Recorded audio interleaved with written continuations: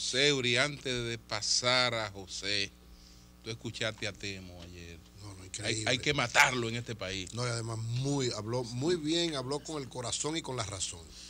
Y lógicamente, la muestra más clara de que era un peligro de fuga de uno, primero yo estoy aquí, a mí hay que matarme aquí, yo me quedo aquí.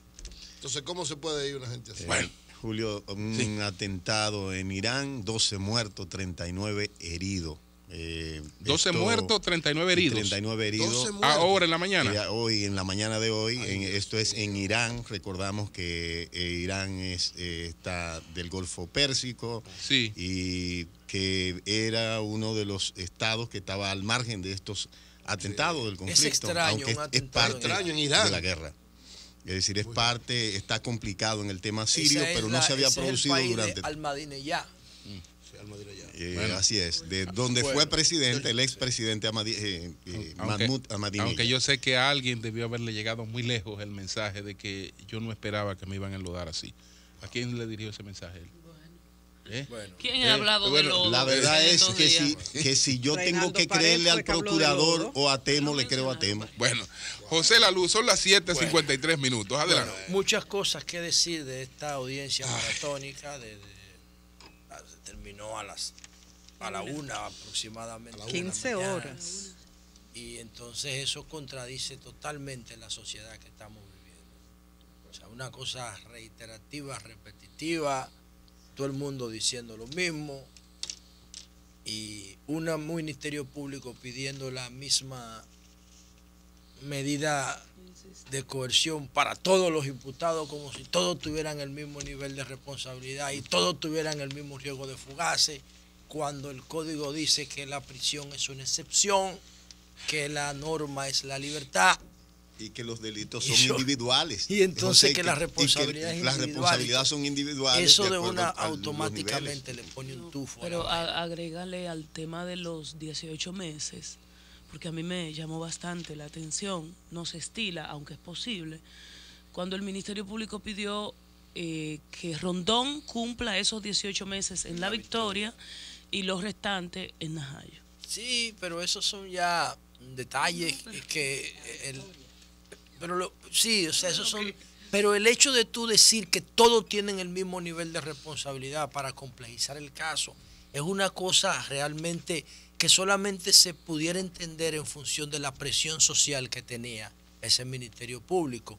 Y si un Ministerio Público actúa movido por la presión social, o lo hace el juez, entonces el resultado va a estar viciado y podemos lograr cualquier otro resultado, pero no justicia, que es lo que se procura con este caso.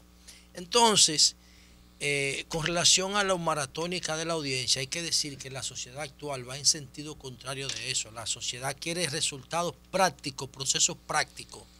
Y esos procesos que reproducen la sociedad, principio de la sociedad industrial, procesos de hace 200 años que no se revisan, es una cosa que realmente nos pone a pensar en la necesidad de nosotros ir cerrando esa brecha institucional. Hasta el gorrito ese morado con negro, esa vaina es absurdo.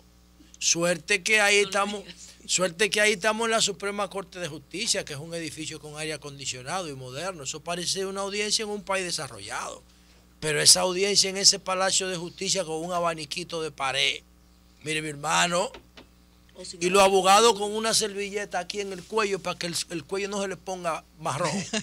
No, eso porque estamos ahí en ese edificio. ¿Cómo que se llama la sala? De que Augusta. No, esa no es la Augusta. Ese otro. Ese edificio es un expediente de corrupción también. Para que ese no lo han analizado.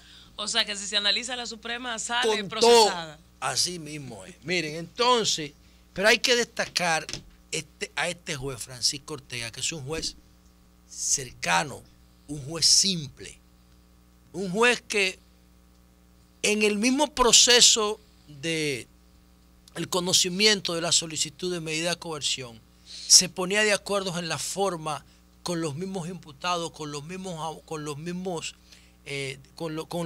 la misma barra de defensa, con el mismo Ministerio Público, sin que su autoridad se mellara. Le decía a los imputados al final, cuando le dio la oportunidad de que motivaran su defensa, le decía, mire, ayúdeme con el tiempo, vamos a ser breve, no repita lo que... O sea, una persona que sin perder su autoridad sabe que no tiene la necesidad de ser arrogante para ser juez. Y eso también hizo un poquito más llevadero el proceso, porque toda la audiencia, todo, inclusive los que estaban como curiosos o como vinculados a los acusados al Ministerio Público viendo el proceso, respetaban su autoridad. Y eso es importante, señores.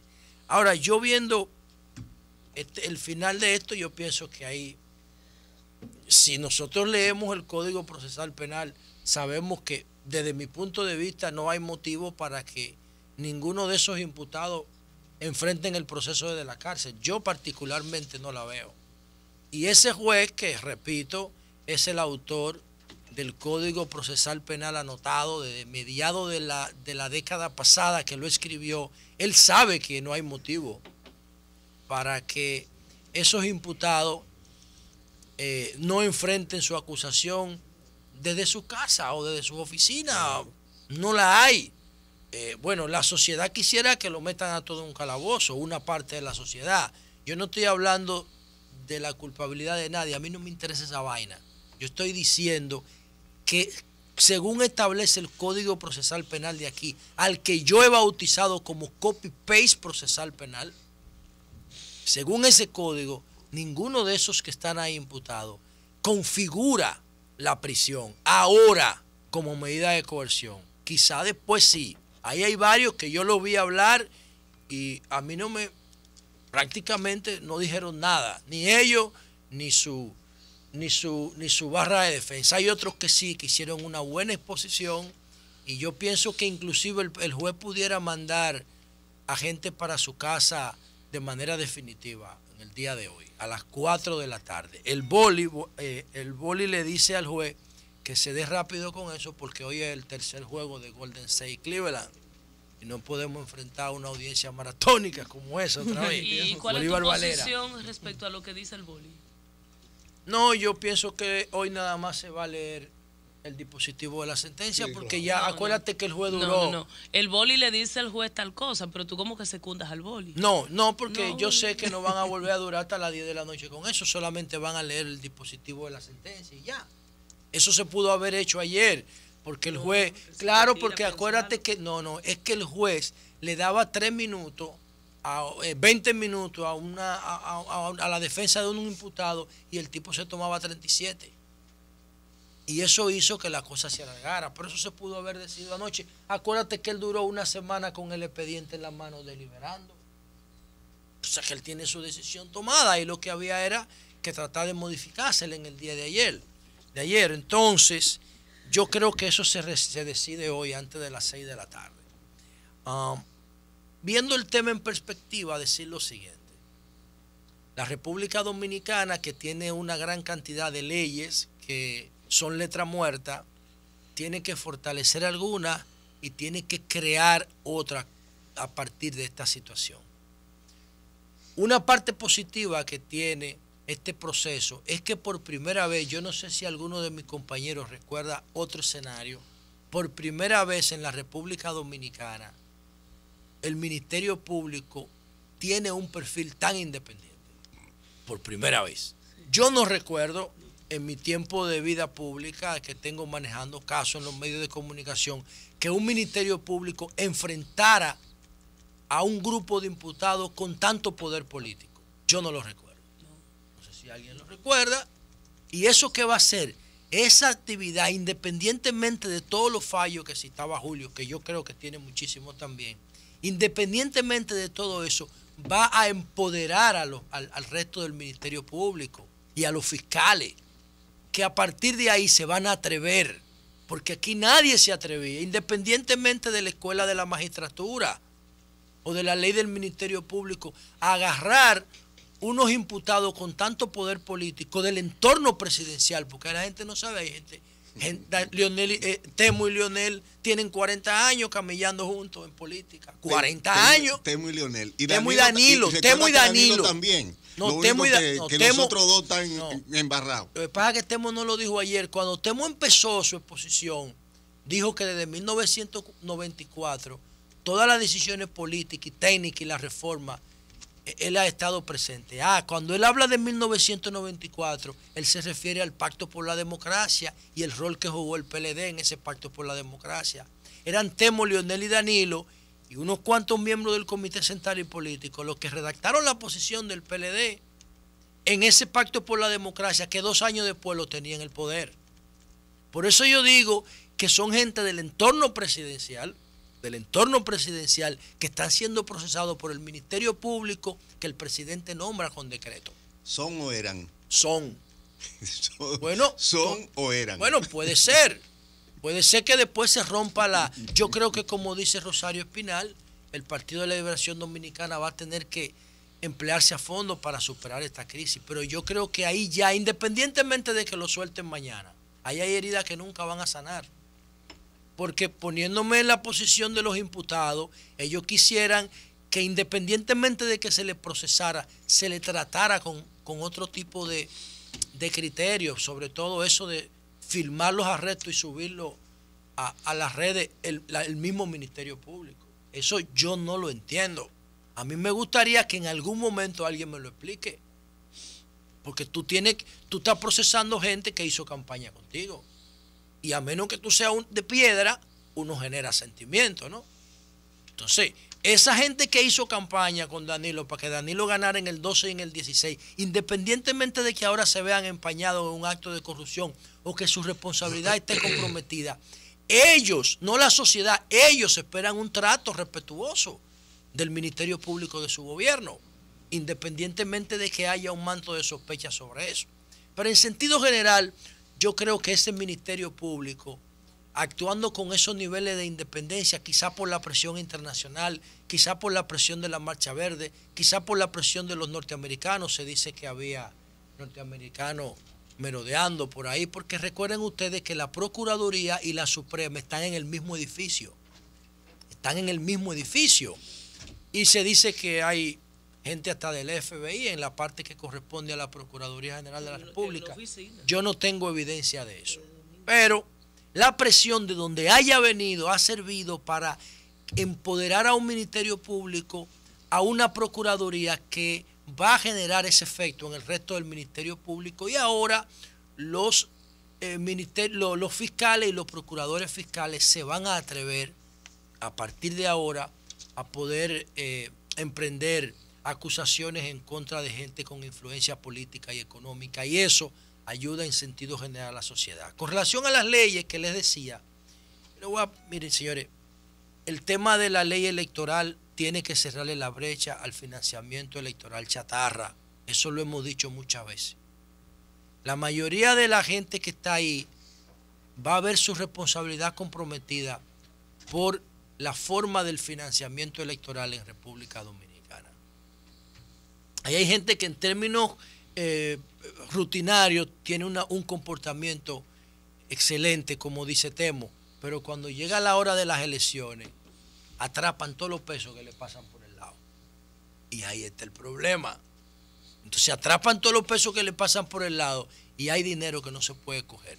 Pero como la ley 275 establece cómo se debe financiar la campaña, pero no establece sanciones, es una especie de norma moral, entonces deja una brecha muy amplia para el financiamiento electoral chatarra y clandestino.